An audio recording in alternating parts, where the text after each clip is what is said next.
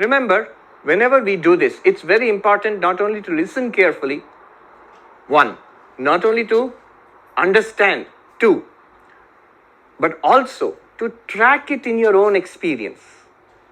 So he says, antakarana tadvritti, mouthful, Sanskrit mouthful. It just simply means what's going on inside me right now. That is antakarana tadvritti. Okay, so here is the thing. Crucial insight. Without Vedanta, we all generally identify ourselves with antakarana vritti. What does that mean? That's what we think we are. If you really ask, yeah, Swami, I know I'm not really a body, but I'm an embodied, embodied what are you? I'm a person. I'm a mind. I think, I feel, I remember, I have a personal history. This is antakarana vritti. And this is exactly what we think we are. And right now, Vedanta, the Guru is telling the student, the meaning of you, the word you, is not antakarana tadvritti, is not the mind or the thoughts in the mind, is not the identity or the thoughts about the identity, is not your memories or your personal memory, that this is who I am. Not that. That's not the meaning of the word you. What does you refer to? What does I refer to? Antakarana tadvritti sakshi. You are not the activities of the mind, the inner instrument. You are the witness of that. You are that which experiences the movements of the mind. If there are thoughts, they are experienced by you. If there are no thoughts, the absence of thoughts is experienced by you. Notice something very interesting. If I am the thoughts themselves, then at any moment, if there is an absence of a thought, if the thoughts stop, then I'm not there. See, what am I? I am thoughts. I am mind. So if the mind stops in meditation or in deep sleep or just blank mind, which can always happen in a Vedanta class.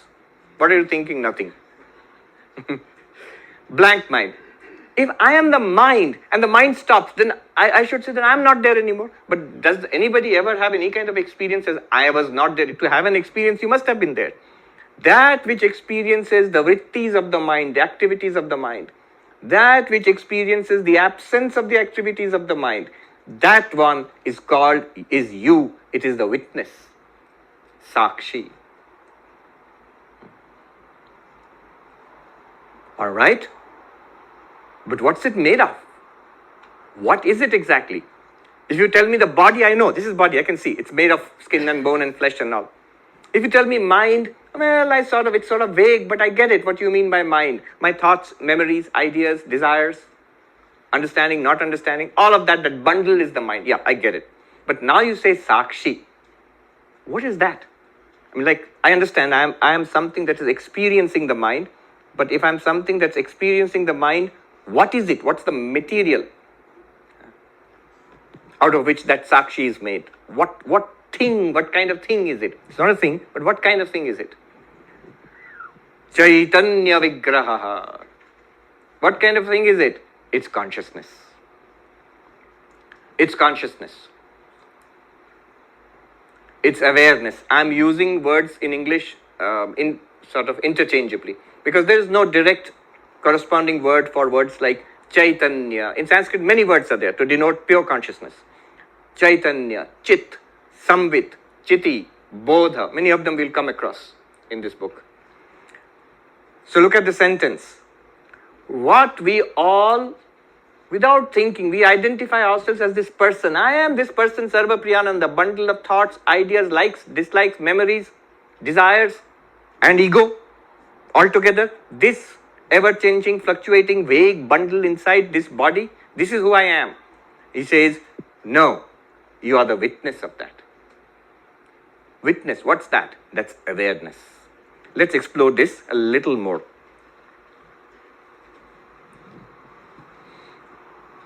One good way of doing this is using a method called Drg-Drishya Vivek.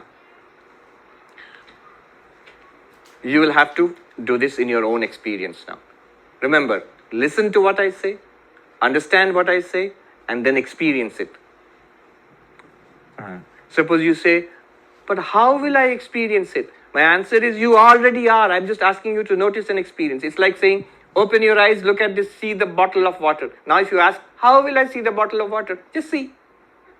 It's already present. Exactly like that. Well, not quite, but almost like that. We will see now. All right. The principle to be followed here is the seer and the seen are two different entities. That's all. Drashta and Drishya in Sanskrit. Drishya, seen. Drashta, seer.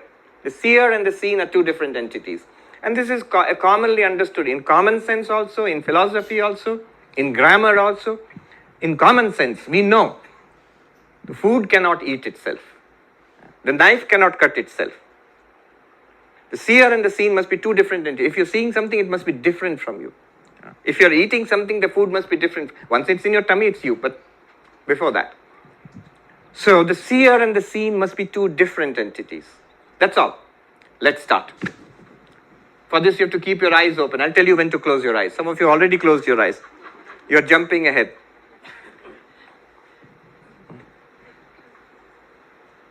All right. I'm going to show you something. Look at this piece of cloth. All of you, actually look. As simple as that. Take a look.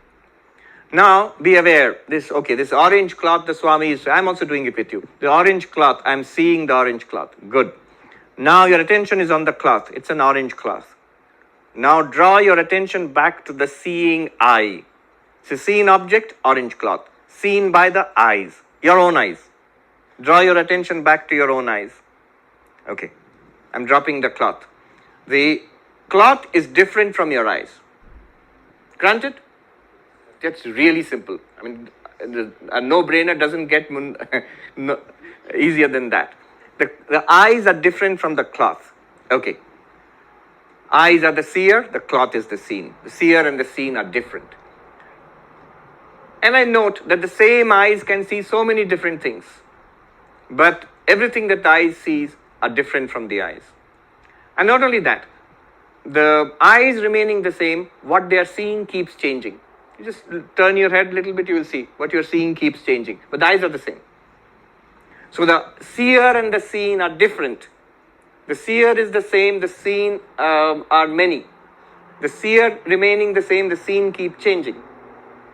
Now, sitting straight, relaxed. Notice the eyes. How do you notice the eyes? You can blink it if you like. You noticed. Bring your attention to the eyes. Eyes are closed, eyes are open, eyes are blinking. I could see well earlier, now I need glasses. So the mind is now become the seer and the eyes are the seen. Remember, listen, understand and experience. What did he say? The mind is the seer.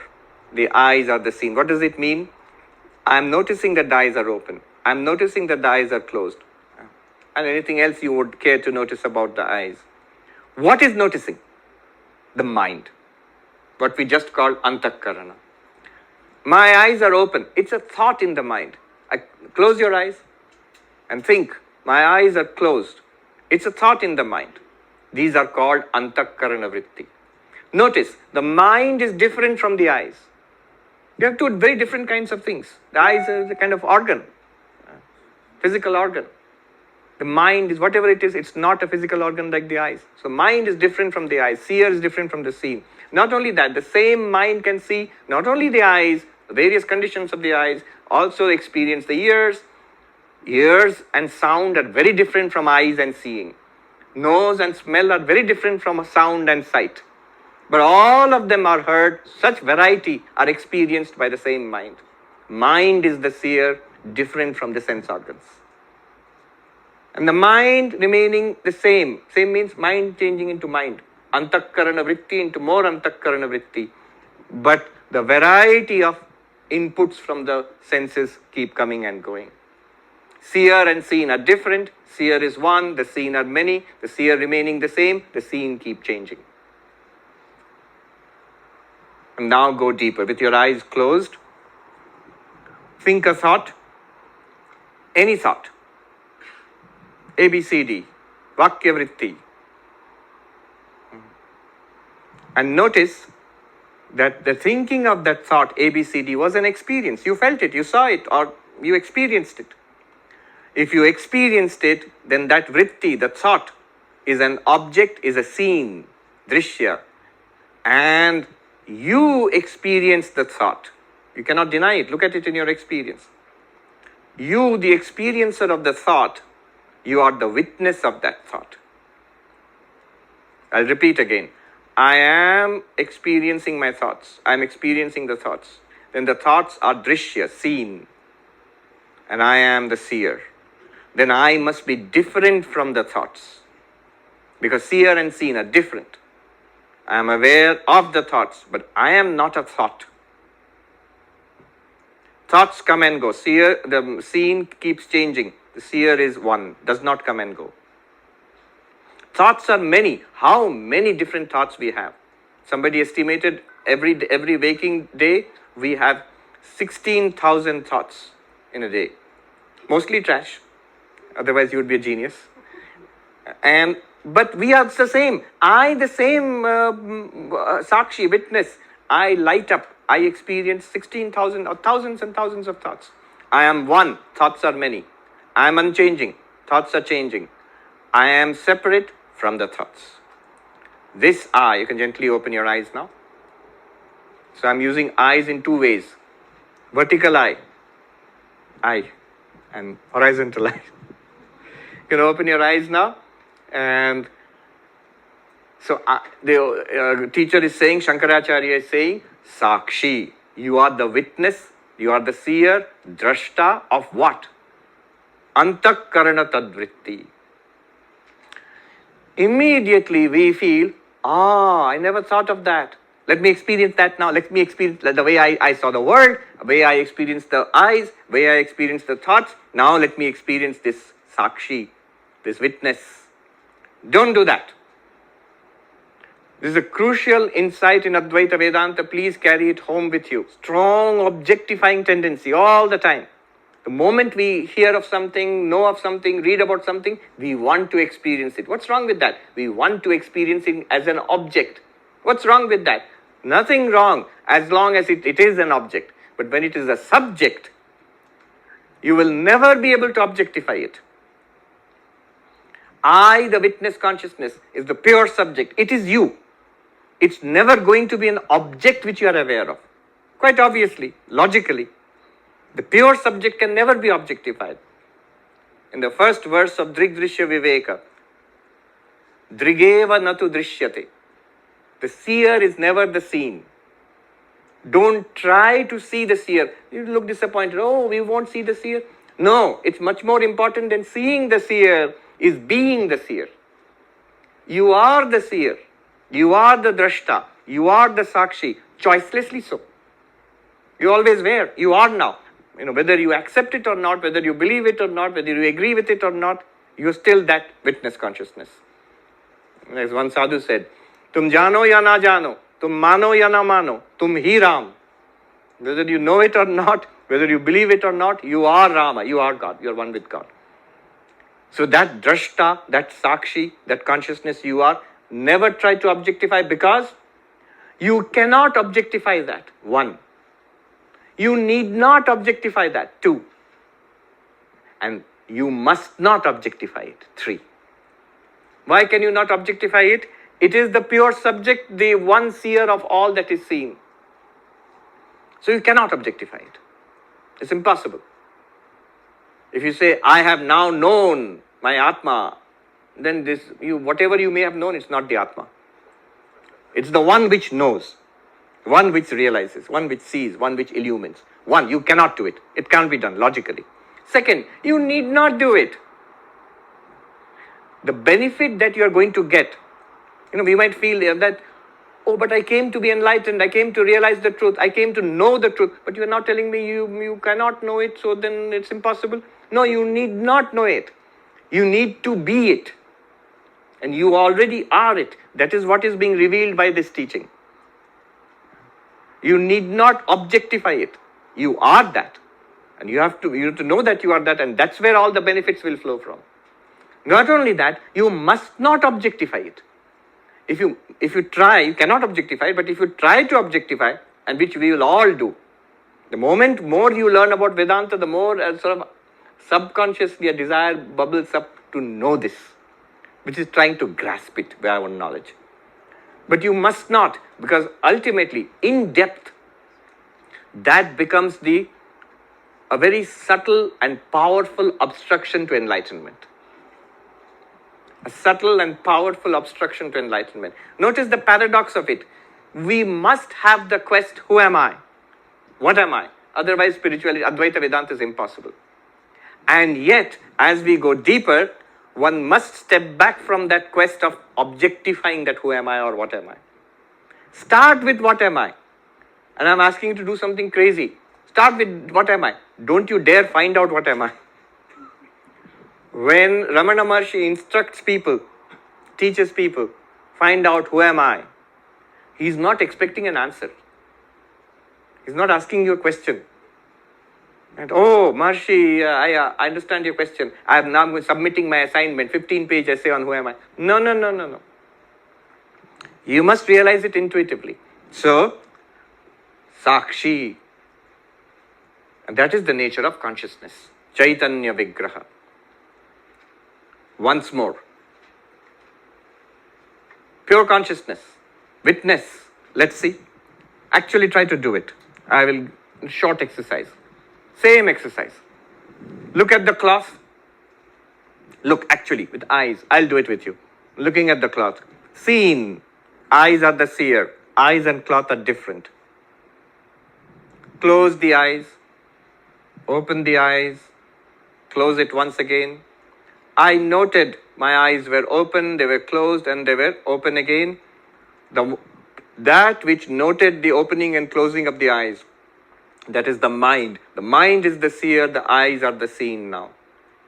The mind is different from the eyes. But these thoughts in the mind, eyes are open, eyes are closed, all of these thoughts also I have experienced. That means the thoughts of the mind are also the seen, the experienced, the object. And I am the seer of the thoughts. I am the experiencer of the thoughts. I am the subject of the objective thoughts.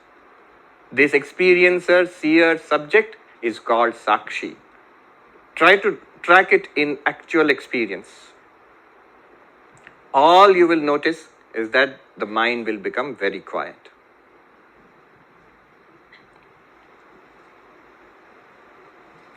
Gently open your eyes.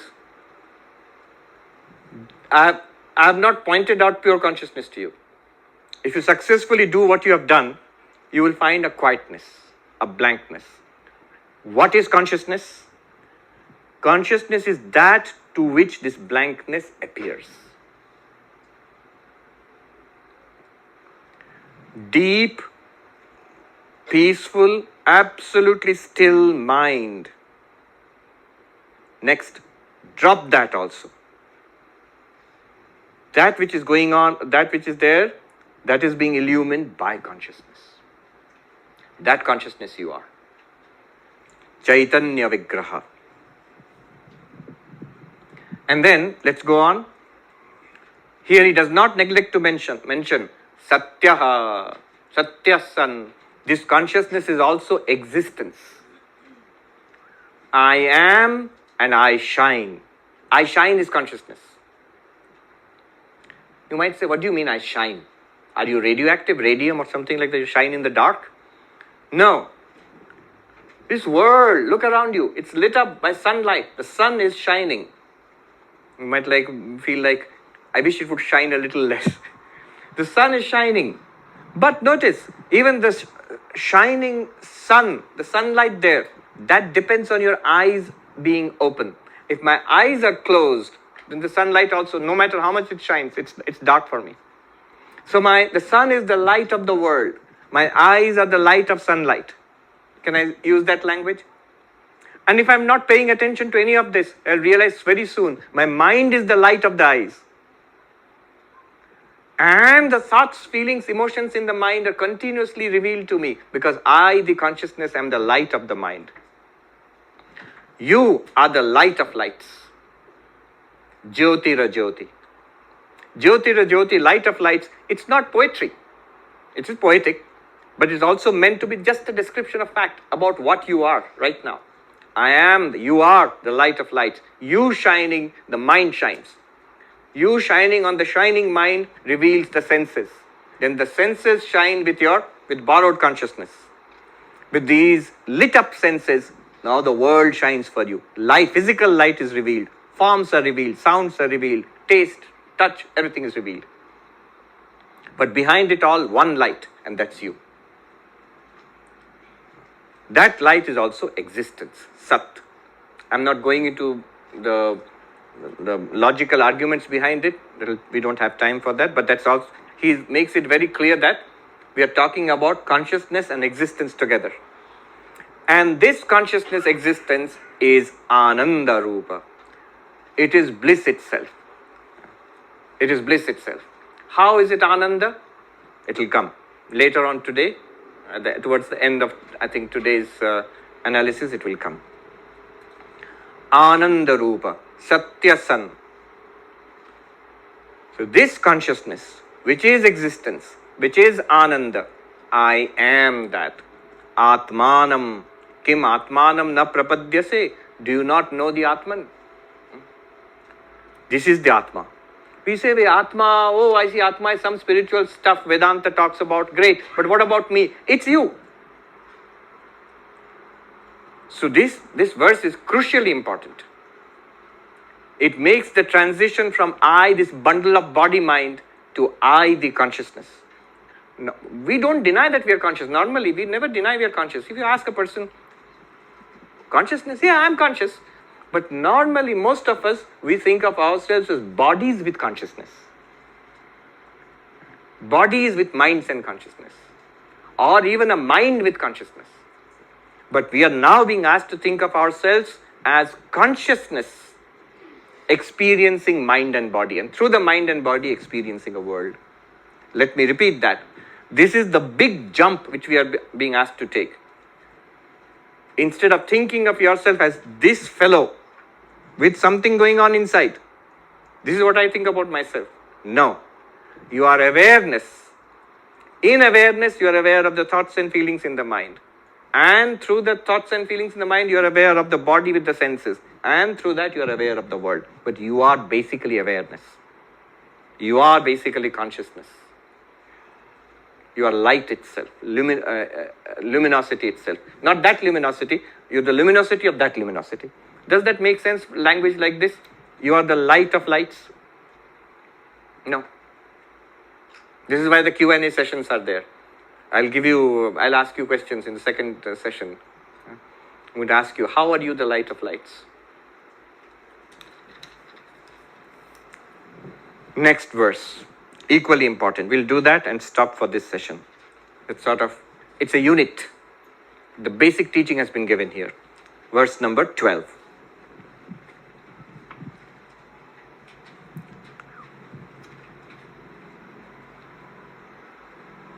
Satyananda Swarupam Dhi Satyananda Swarupam Dhi Sakshinam Bodha Vigraham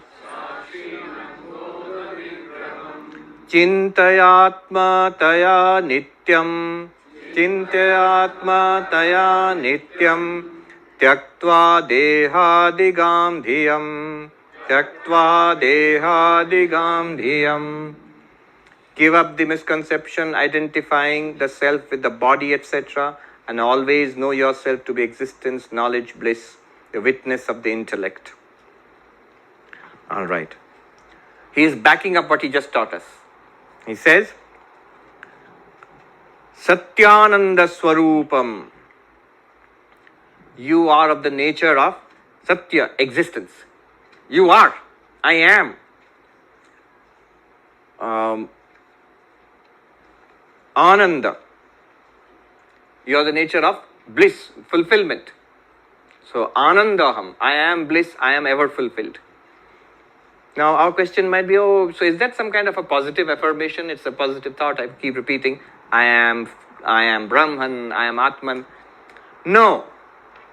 It's not positive affirmation. You can do that, but there's no harm in that. But this is not what is being taught. You are expected to notice it. So, no, really, I am this reality, I am bliss. But where? How? How do I notice it? He says, Dhi Sakshinam. He's locating you. He's pointing out where you have to look. Dhi means intellect. Dhi means the mind, especially the intellect.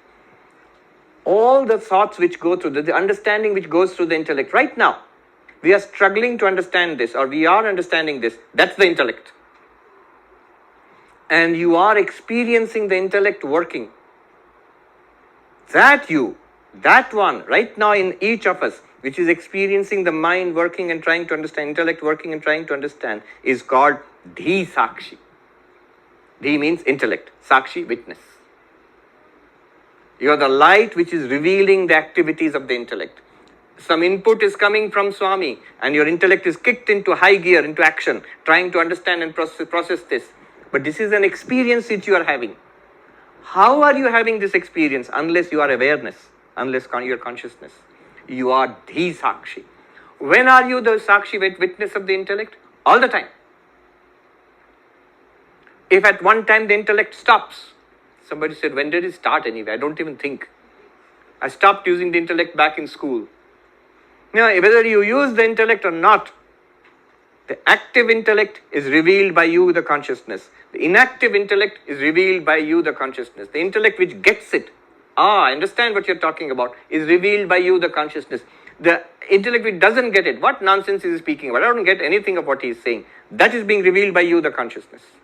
This is called Dhi Sakshi. In one of the hymns to Sri Ramakrishna, it is there, the words, very beautiful words, very evocative. Buddhescha sakshi nikhilasya janto yo vetti sarvam nachayasya vetta. We're talking about Sri Ramakrishna. And those who are devotees will say, oh, we believe in Sri Ramakrishna. I also believe it is an avatar. Avatar of whom? Of God. As Sri Vallabha, we spoke about avatar of Vishnu. Oh, we are chanting to him. But what are you chanting? Have you noticed carefully what you are chanting? What is this Sri Ramakrishna? Buddhescha sakshi. The witness of the buddhi. What buddhi? This intellect which is going on right now in my mind. And the witness of this, the one consciousness which is experiencing this intellect right now. Oh, that's me. I am experiencing intellect. Well, that's Sri Ramakrishna. That's God. Nikhilasya janto. In all living beings, the activity of the intellect is being is being experienced by that one consciousness. Yo vetti sakalam. The one who sees or illumines all first person experience. Wherever it's happening. Nachayasya vetta. But there is no one who knows that one. There is no knower of the knower. There is no knower of the witness. Why? Because you cannot objectify it, you need not objectify it, you must not objectify it. And we sing every day, those who do the arati of Sri Ramakrishna. Jyotira Jyoti Ujala Riti Kandara. Light of lights shining in your heart. Heart here means, Shankaracharya explains, Buddhi Guhayam, in the cave of the intellect. What is the light shining in the cave of the intellect? Not a physical light. It is consciousness. And that's what you are.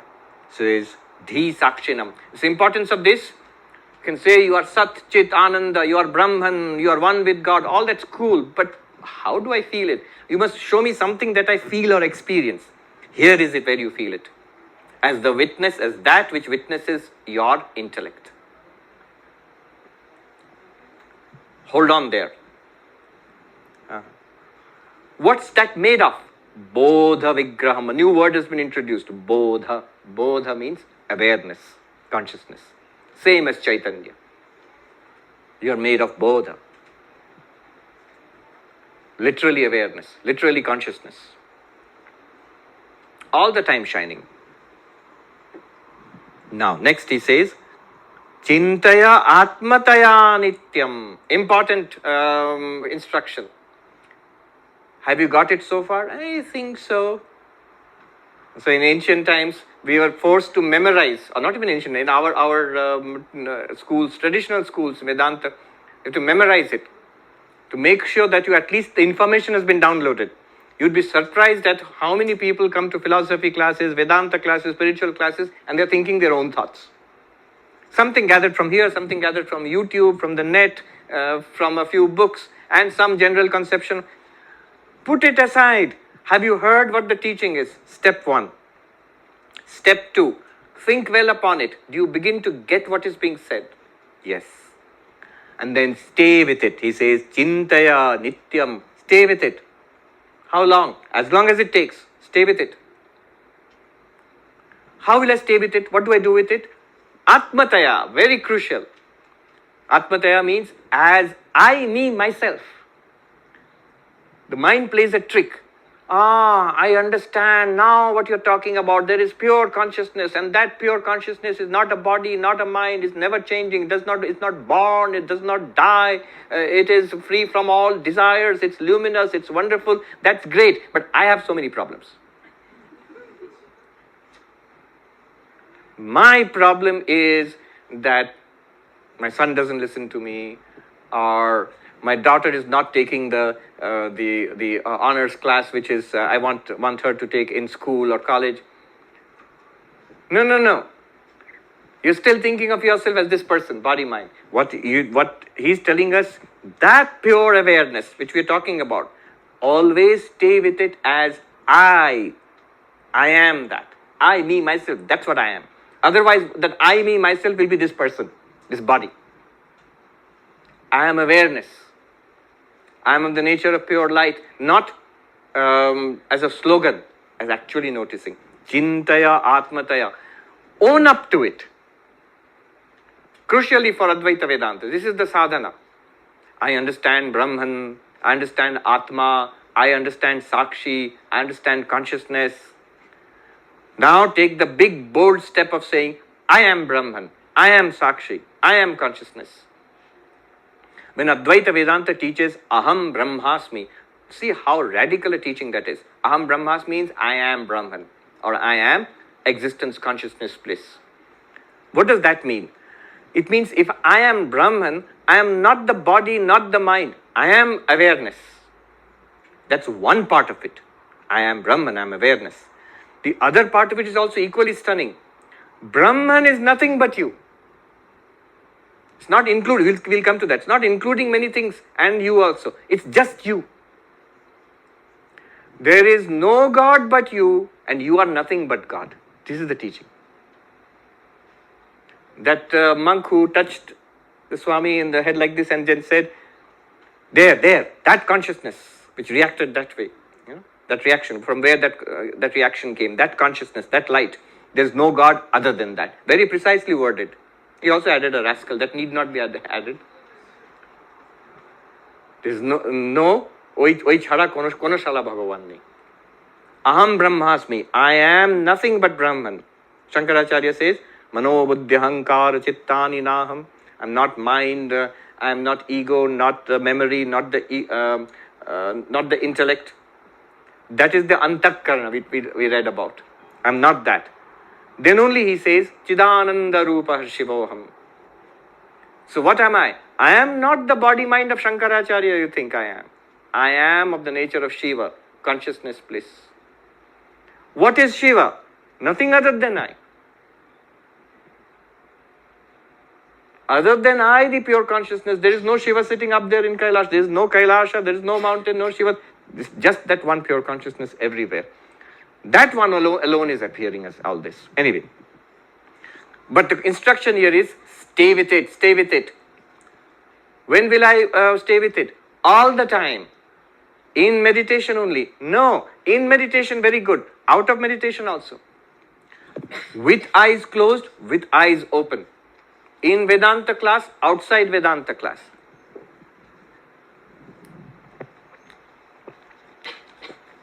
He adds, Tyaktva dehadigam dhiyam. Deliberately, consciously pushing out this identity with body-mind. Dehadi, body, etc. This body and the thoughts, feelings, emotions, memories, personality here, deliberately seeing that I am not these. These are appearances. Why am I not this? We did this, Drg-Drishya Vivek. I, the awareness, I, the seer, cannot be the seen. The body is clearly the seen.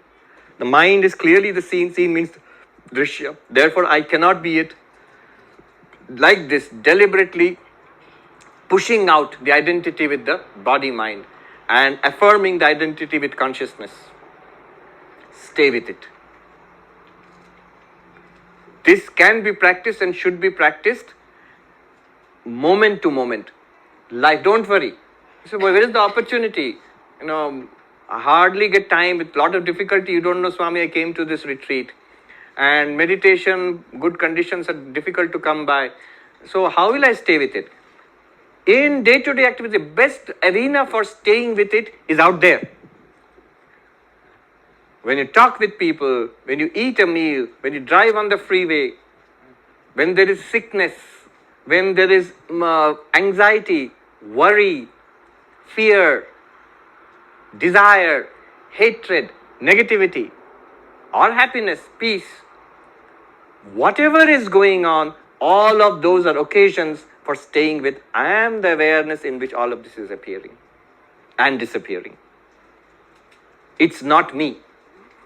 This awareness is I, not that one. That's a thing.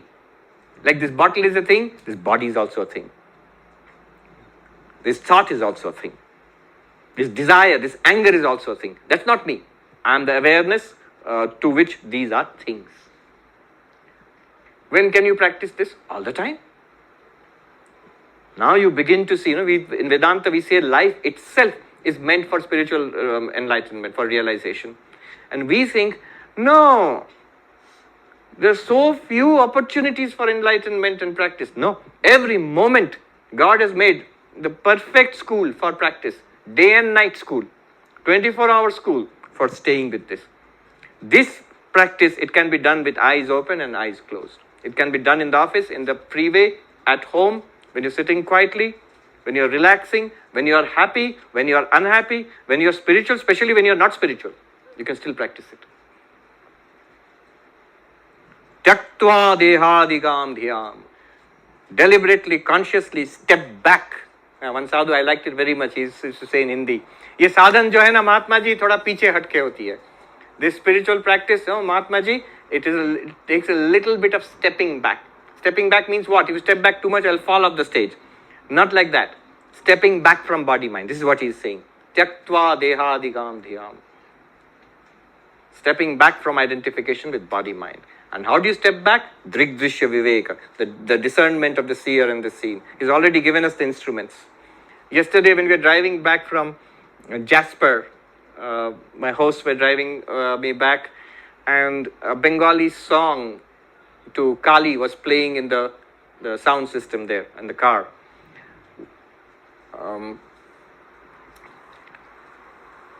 I think Kamalakanta song or Ramprasad song. And the line struck, I never heard that one earlier. The line struck me so significant, exactly what he's saying here. So the poet, the saint is addressing his own mind. We are supposed to do that, address our own mind. I'll tell you the Bengali and then translate. He's telling his own mind.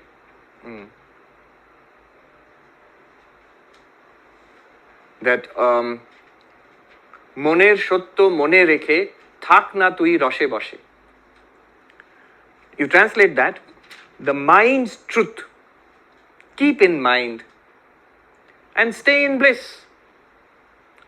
Oh my mind, why are you so worried, anxious, harried in this life? Driven, unhappy, miserable, whipped and tortured in this life. Keep the truth in your, the truth which is in your mind, moner shotto. What is the truth in the mind? This one, which has just been implanted. Shankaracharya has carefully implanted this truth in your mind. What do you have to do? Mone rekhe. You have to deliberately keep it in mind. It's not enough. I read about it, jump back into the life, and then come back next class and complain to Swami.